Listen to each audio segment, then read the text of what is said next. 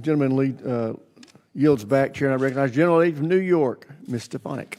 Thank you, Mr. Chairman. Thank you, gentlemen, for being here today. Secretary Driscoll, thank you for your service to our country, particularly your service in my district at Fort Drum.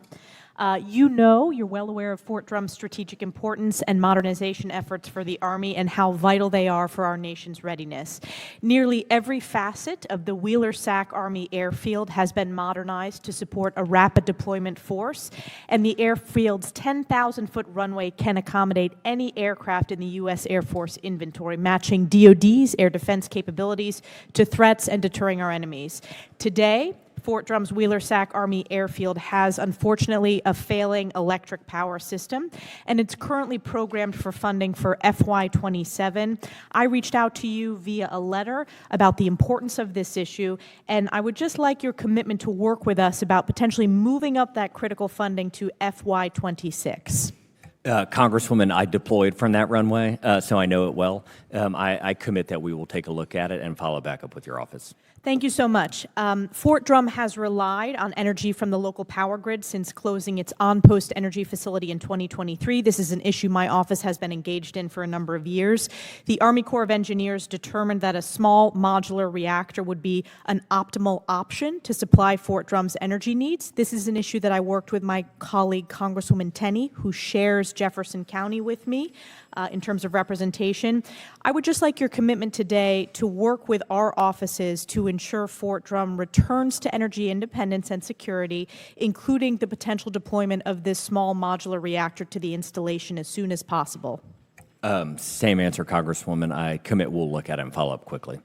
And then lastly, in a previous NDAA, my office worked to secure a provision that required DoD to review their ability to conduct electronic warfare training and leverage this defense ecosystem in upstate New York that we have helped develop between Fort Drum and the Air Force Research Lab in Rome, New York, which I also represent. This has been an ideal environment, and it led to the Army's decision to choose Fort Drum to host the second multi-domain task force in 2025, and the PEO IEWNS's incredible work to partner with AFRL's Future Flag series of limited experimentation, which we strongly supported and has led to great tactical outcomes.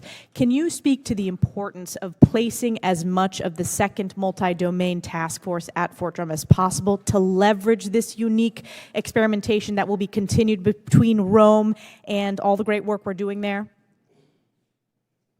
Either? I'll jump in on that one, Congresswoman. First, I think we did the big exercise last November. Yes. Up there. So I'm really proud of what 10th Mountain has been one of our most deployed units anywhere in the Army, and they're doing a phenomenal job right now. General Nauman down on the border.